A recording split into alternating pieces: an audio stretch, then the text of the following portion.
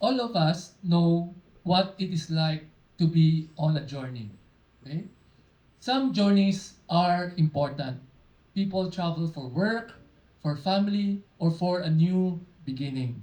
Sometimes a journey can change a person's life. Today, we're going to look at one short journey. It was a short walk through the streets of Jerusalem, but it is one of the most important journeys in all of history. In Luke chapter 23, verses 26 to 33, Jesus is led away after his trial. The soldiers bring him at a place called Golgotha, or which means the place of the skull. It was a place where criminals were executed. So as Jesus walks this road, several things happen. A man named Simon is forced to carry the cross, and a large crowd follows Jesus. Some women are crying loudly, and Jesus stops and speaks to them. But this is not just a story about a man walking to his death. It is a story of a Savior who is walking toward the cross for our sake. Jesus knows exactly where he is going. He knows where the road leads. He knows what will happen at the end. Yet he keeps on walking. Today we will walk with Jesus for a few moments on the road to Golgotha, and we will see what this road teaches us about sin, judgment, and the love of Christ. Please open your Bibles in Luke chapter 23, verses 26 to 33. As the soldiers led him away, they seized Simon from Cyrene, who was on his way in from the country, and put the cross on him, and made him carry it behind Jesus. A large number of people followed him, including women who mourned and wailed for him. Verse 28. Jesus turned and said to them, "Daughters of Jerusalem, do not weep for me. Weep for yourselves and for your children. For the time will come when you will say, 'Blessed are the childless women, the wombs that never bore, and the breasts that never nursed.'" Verse 30. "Then they will say to the mountains, 'Fall on us,' and to the hills, 'Cover us.' For if people do these things when the tree is green, what will happen when it is dry?" Verse 32. Two other men, both criminals, were also led out with him to be executed. When they came to the place called the Skull, they crucified him there along with the criminals, one on his right and the other on his left. Jesus said, "Father, forgive them, for they do not know what they are doing." Can we all please stand? Let's pray.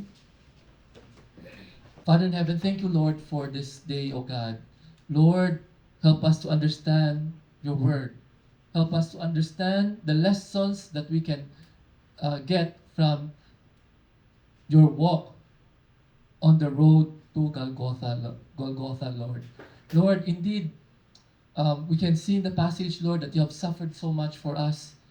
Yet, Lord, you gave yourself up for us to save us. And we are forever grateful.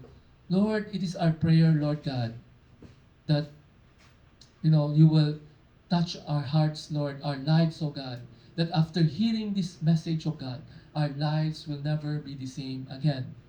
Lord God, I pray for Holy Spirit, guide us, speak to us, and we just want to surrender everything to you. In the mighty name of Jesus, all this we pray. Everybody says, Amen. Okay, what have we learned so far? Okay, previously, we learned that Jesus was brought before Pontius Pilate to be tried.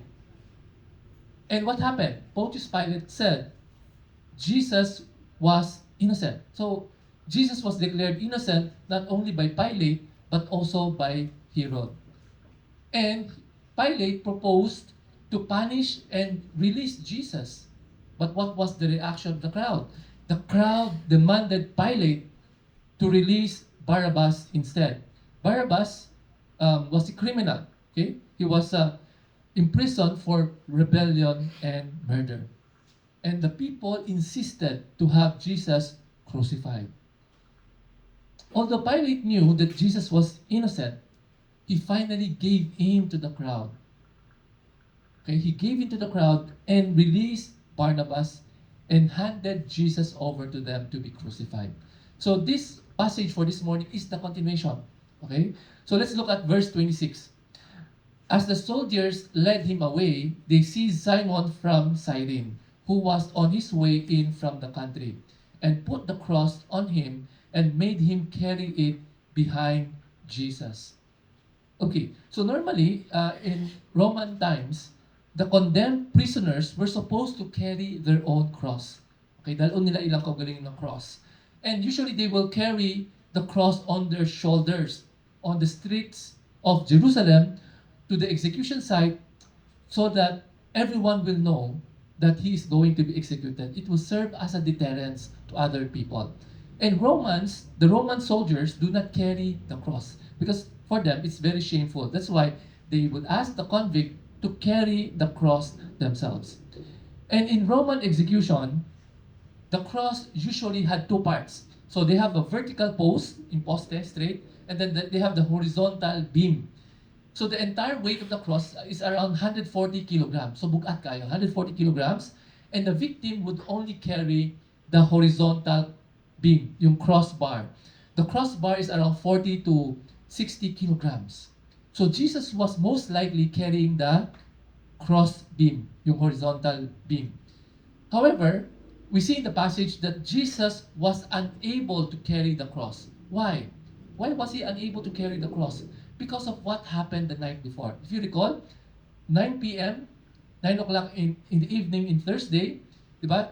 Jesus was arrested. He suffered a lot of things. He suffered emotional stress, sleepless nights. He was not able to sleep because he was tried before the high priest and then before the Sanhedrin in the early morning. And then Jesus was beaten. Okay? He was beaten in the house of Caiaphas, and then again, he was scourged at the hands of the Romans. Okay? And as you recall, the whip used by the Romans is not an ordinary whip. Kasi sa whip, niya, there are pieces of sheep bones and iron balls. May mga balls sa whip. And then, that is the balls are attached to the ends of the whip. And when the whip will struck a person, okay, the sharp objects, the sharp pieces, will dig into the skin of the person. Musangit na siya sa skin, and then it will dig into the muscles, and when the whip is pulled away, it will also tear the flesh and muscles. By the way, I took the time to watch the Passion of Christ. Who here have watched the Passion of Christ? So it's quite brutal, right? So here is what the Roman scourge looks like, no? So it's meron siyang leather grip, and at the end there are balls and pieces of sheep bones. Okay? So what will happen is that the victim will be tied to a post and they will whip the back, okay? Until the skin was torn open.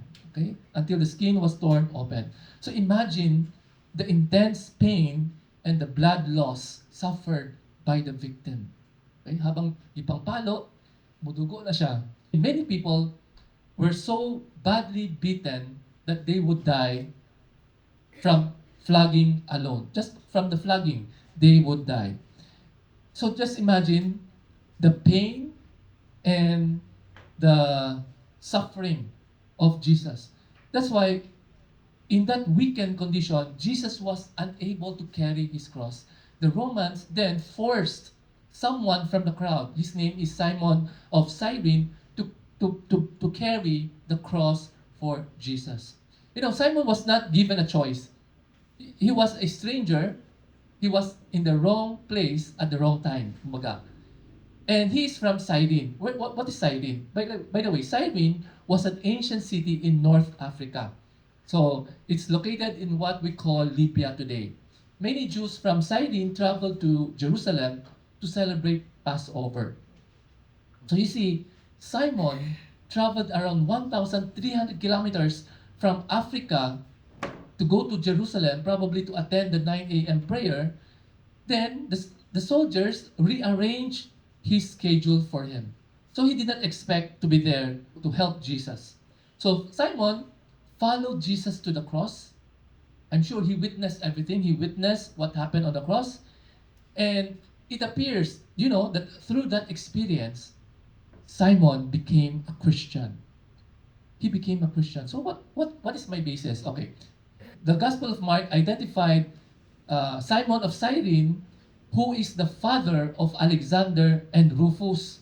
Okay? So these two men, Mark assumed that his Roman readers would know who they are. So Simon of Cyrene is the father of Alexander and Rufus. Okay? So no introduction because it is assumed that the readers of the Gospel of Mark know who they are. Okay. And then, and this Rufus, a Christian named Rufus, was greeted by Paul in Romans 16, verse 13. And so it's possible that this Rufus is the son of Simon of Cyrene. So apparently, Simon and his two sons became well-known Christians. And also after the crucifixion, we know that Simon returned to Cyrene and the gospel began to spread in that area.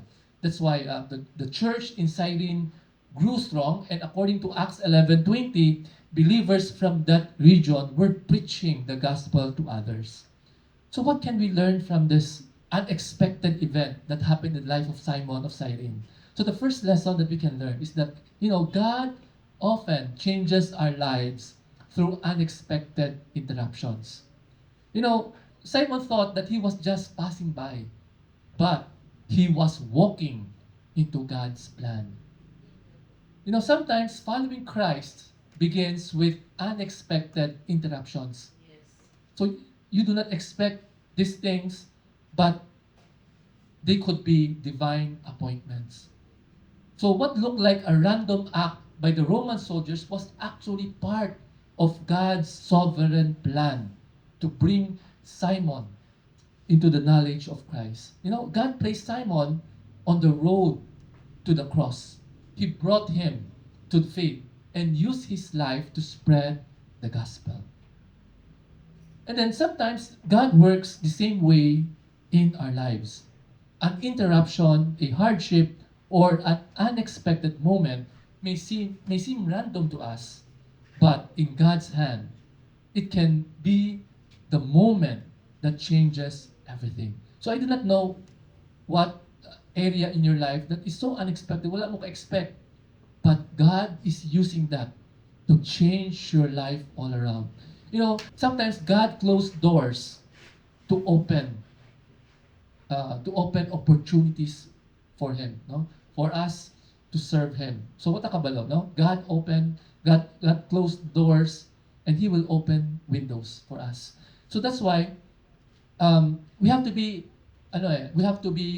sensitive to the call of the Lord. No interruptions may be opportunities to serve Christ. So may we be sensitive to the calling of the Holy Spirit. So that's the first lesson that we can learn. God often changes our lives through unexpected interruptions, just like how He changed the life of Simon of Cyrene.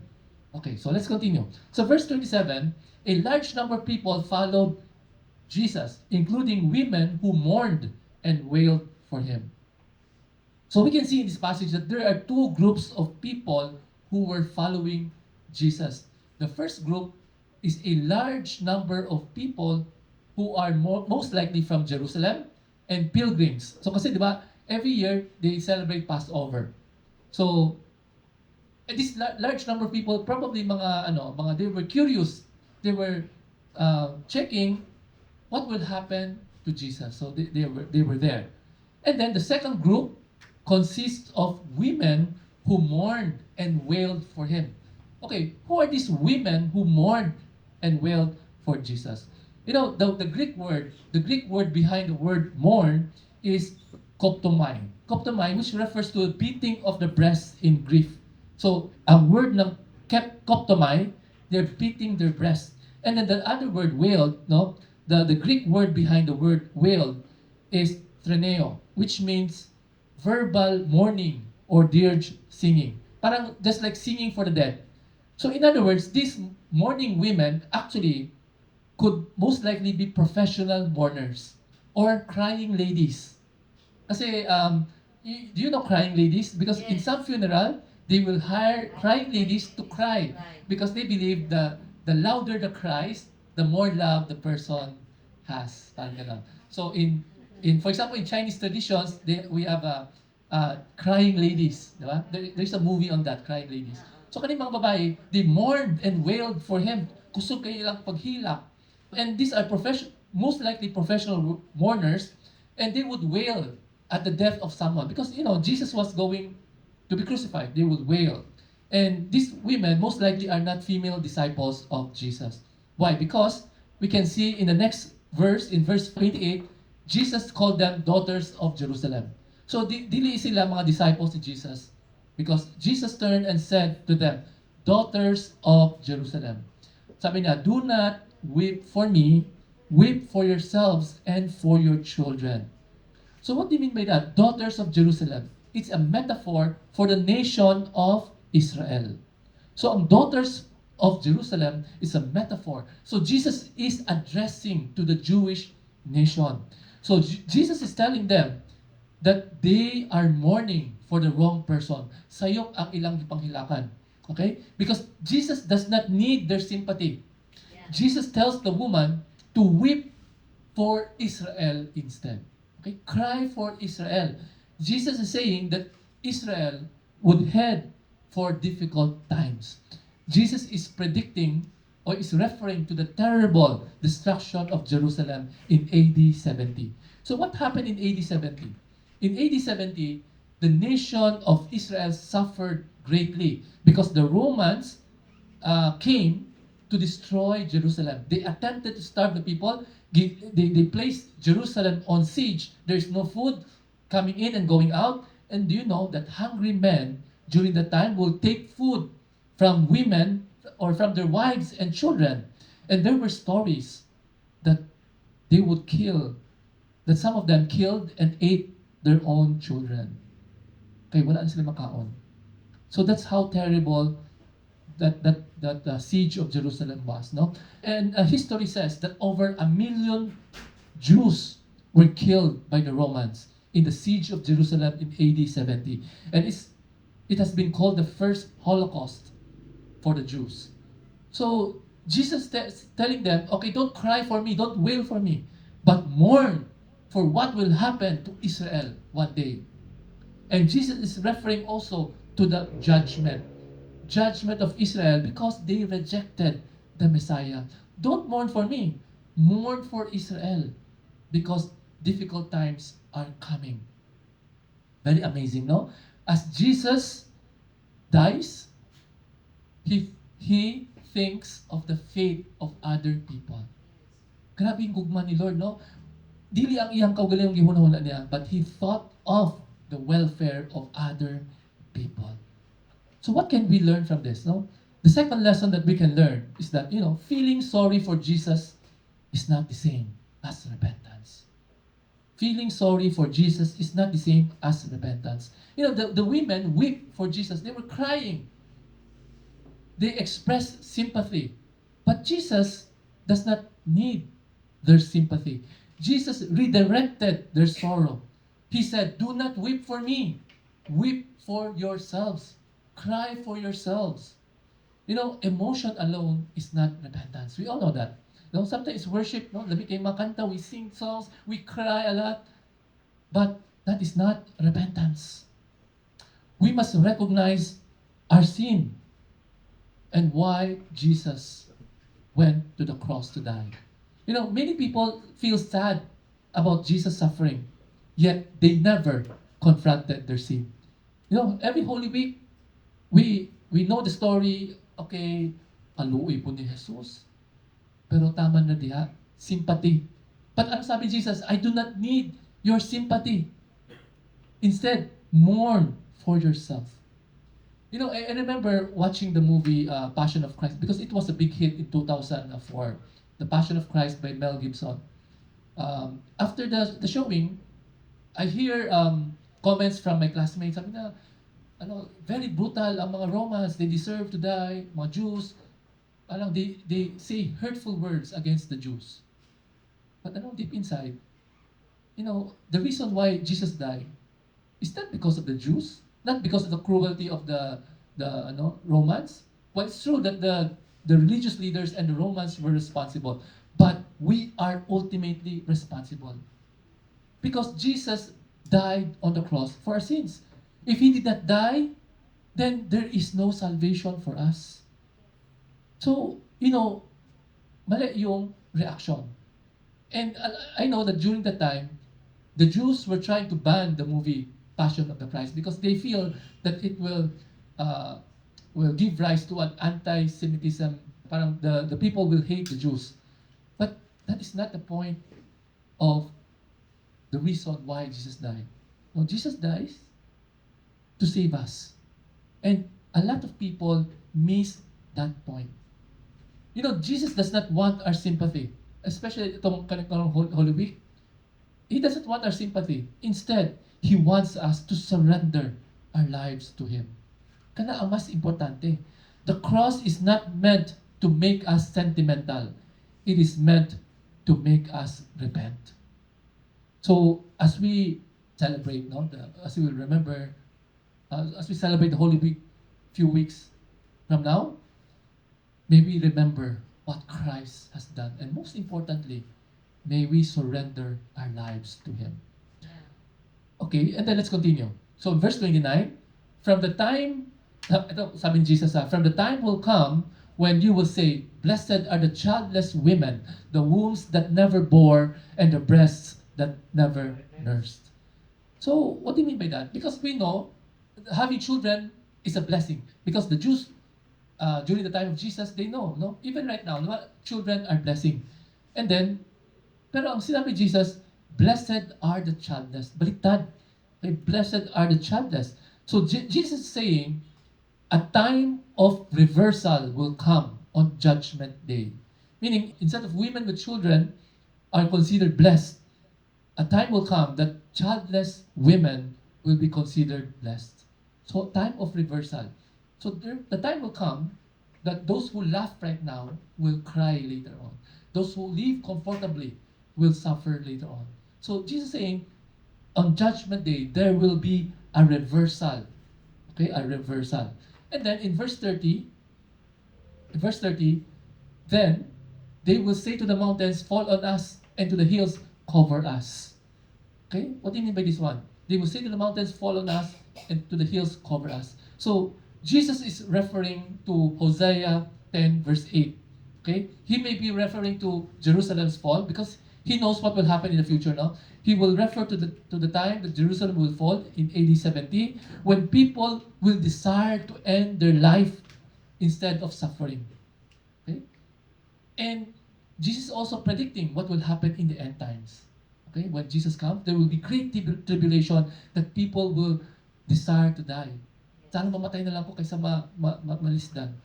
So that's how great and difficult the tribulation will be at the end times. And then in verse 31, for if people do these things when the tree is green, what will happen when it is dry? So what do you mean by that? Kaya ang meaning ana, if God did not spare Jesus, His beloved Son, He would certainly not spare the rebellious Jewish nations or the rebellious Jewish nation from judgment. So we can see that Jesus expressed His grief over the nation of Israel for the last days. So He is grieving for His people because a lot of the Jews, no, will be condemned. But there is a remnant that that God has prepared. And di ba sabi ni Lord sa New Testament, all Israel will be saved. Okay, so what can we learn? Ano ba third lesson matunan natin ani? Number 3. God's judgment is real and serious. You know, of all the people, Jesus knows what will happen in the future. He knows that judgment and hell are real. Jesus preached about hell more than any other people because he knows about it. And he warned us, he warned the world not to ignore judgment. Jesus spoke about it with clarity. So in the Holy Week, no, people just remember Gito holiday, but actually that is a time for people to reflect that there is going to be a judgment on Judgment Day. There will be a judgment in the end times. So it should be a time for reflection, time to be serious with our walk with the Lord, because we do not know when we will come. Just imagine the government will predict uh, um, that there's going to be a volcanic eruptions. How do they know that? Because they can see the signs. No, they can see the smoke. They can feel the tremors. They can they can see the rising pressure. So and the scientists will tell the people to evacuate because the volcano is going to erupt. And we know that some people will listen, but some do not. No, they do not think. They did not take the warning seriously. And I think that will also happen in the end times. No, there are warnings, but some people will not mind. No, they will live their life as if they don't care.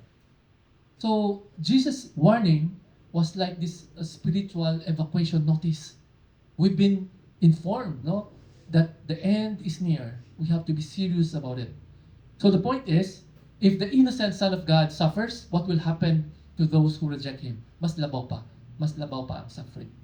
Okay, so so in this passage, it talks about the way Jesus took in going to Golgotha. So what is recorded there is Simon was forced to carry the cross.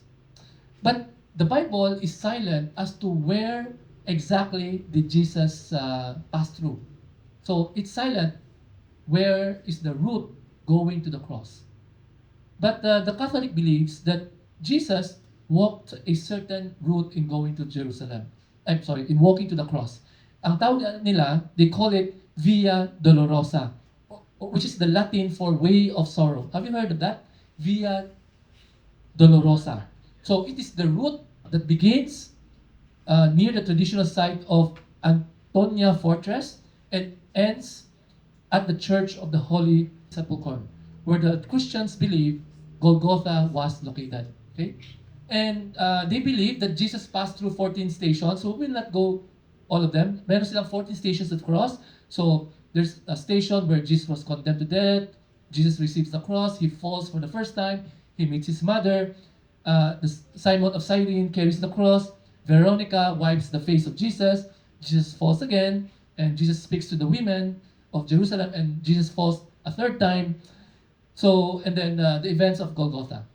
But if we look at the Bible, there's nothing there. No? It doesn't mention about Jesus meeting his mother.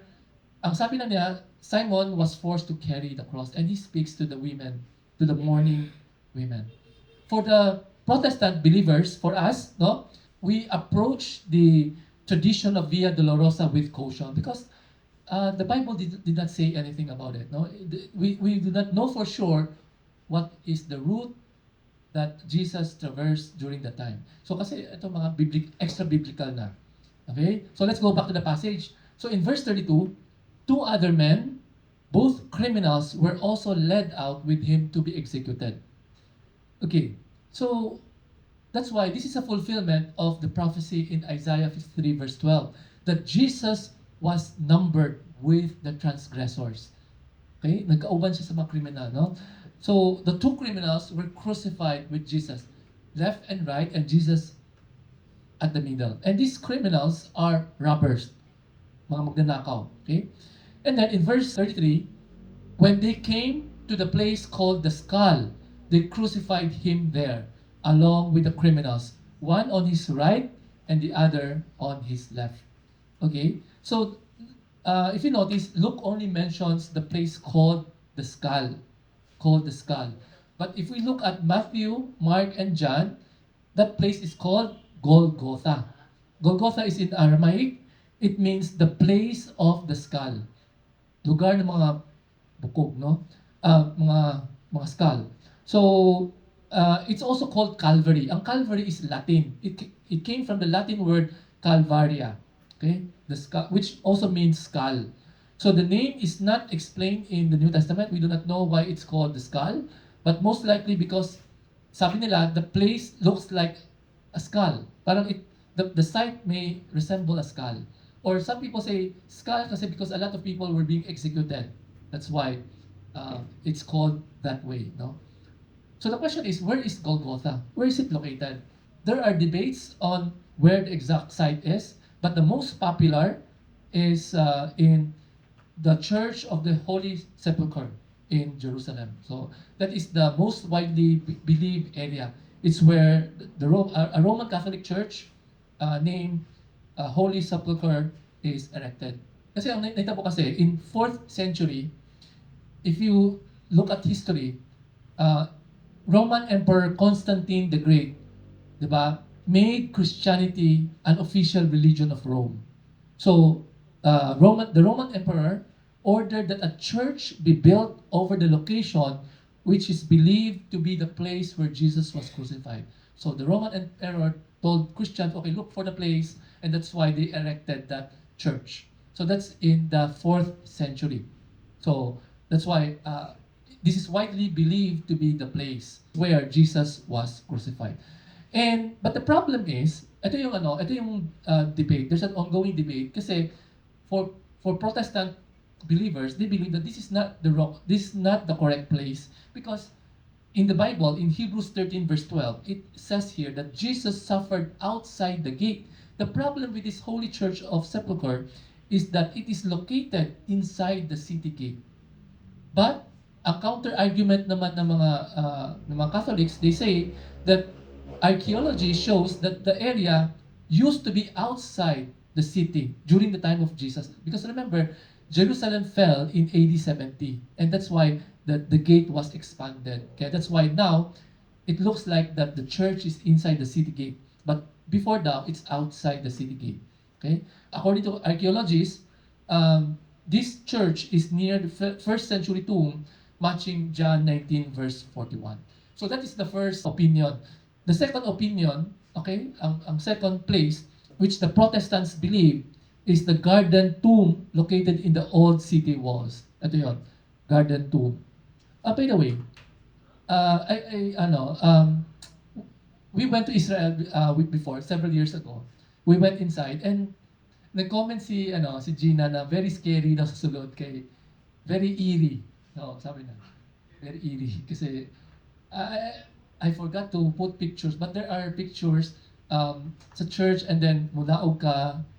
So, anyway, so this is the place the Roman Catholics believe to be the place where Jesus was crucified. But there's a second place that Protestants believe to be the place where Jesus was crucified. It's called the Garden Tomb, located north of the old city walls. So ito yun, they believe this is the place because the place looks like Skull Hill. Yung hill niya parang may skull. I don't know if you can see it. And some people favor that this is most likely the site because the cliff resembles a skull shape, and this area is outside the city walls, and it is beside a major road. Kasi remember, the crucifixion is being carried out outside the city, and the convict has to pass through the major road so that all the people will see and to serve as a deterrent. And then beside or near this place, there is a garden. Okay, there is a garden. Okay, and which they believe is the tomb where Jesus was put inside. Kasi, di ba, the Jews believe that the dead body should be buried right away. So the nearest tomb near Golgotha is that tomb that they believe to be the place where Jesus was buried. Okay, Jesus was crucified in Golgotha. And Mark, in his gospel, recorded that Jesus was crucified 9 o'clock in the morning. Okay, you can see that in Mark 15 verse 25. So what is crucifixion? Okay, do you know that crucifixion was invented and used by Persia, which is modern day Iran? around 500 BC. 500 BC, na-invento na yung crucifixion. But it was perfected by the Romans. Crucifixion is meant to inflict the maximum amount of shame and torture upon the victim. You know why? Because the victim will be severely tortured. After the victim is tortured, then the victim will be stripped naked and hung on the cross. Okay, so that's the practice. And then the next question is, was Jesus nailed on the cross or gitali lang siya? Or was his hands bound by rope? Actually, it's not stated in Luke, but we can see in John 20 verse 25, the other disciples told Thomas, "We have seen the Lord." But what was the reaction of Thomas? But he said to them, "Unless I see the nail marks in his hands and put my finger where the nails were and put my hand into his side, I will not believe." So this is the basis why we believe that Jesus was nailed on the cross, because of what Thomas said, no? And also in Colossians chapter 2 verse 14, it says here, having canceled the charge of our legal indebtedness which stood against us and condemned us, he has taken it away, nailing it to the cross. That's why we believe that Jesus was nailed on the cross. So the question is, how was Jesus nailed? Okay, so most likely, because there are people who are saying that Jesus was nailed on the palm. Okay, so like in the Passion of the Christ, a movie is that the nails were pierced in the palm of Jesus, pero there is a rope that is tied around the wrists. But based on history, if you look at history, the nails were most likely hammered through the wrists of the person and not the palms. Why? Kasi ang palm na to, it's not enough to carry the weight of a person. If you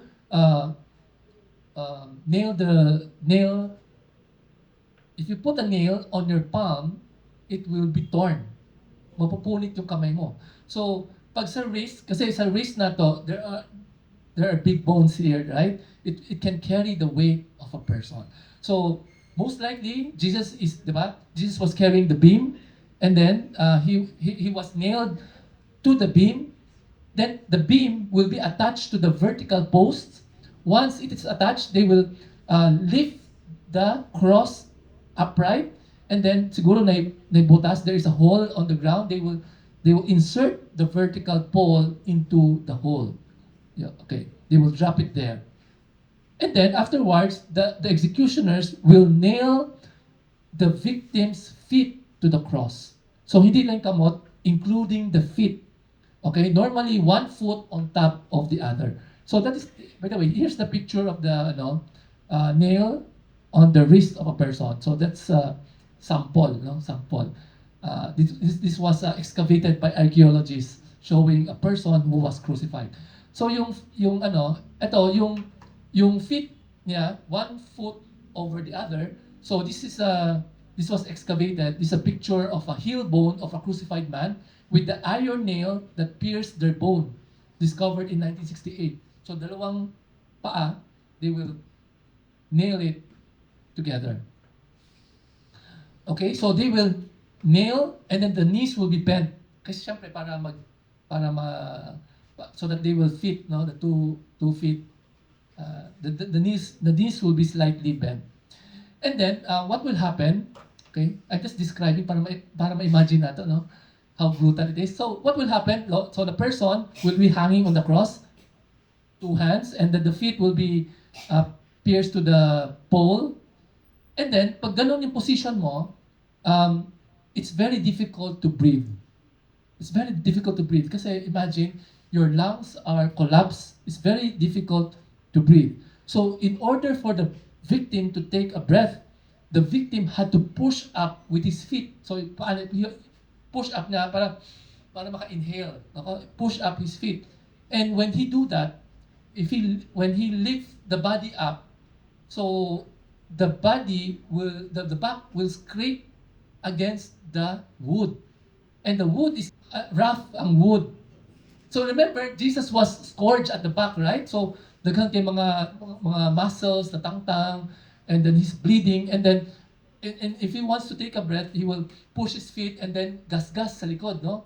So, very, very painful. And then, of course, when you cannot bear the pain anymore, then, di ba, pag inhale and then you exhale, you will push down again. And then, it will scrape your back. So actually, then you go back and forth. Very, very torturous process. And there are stories that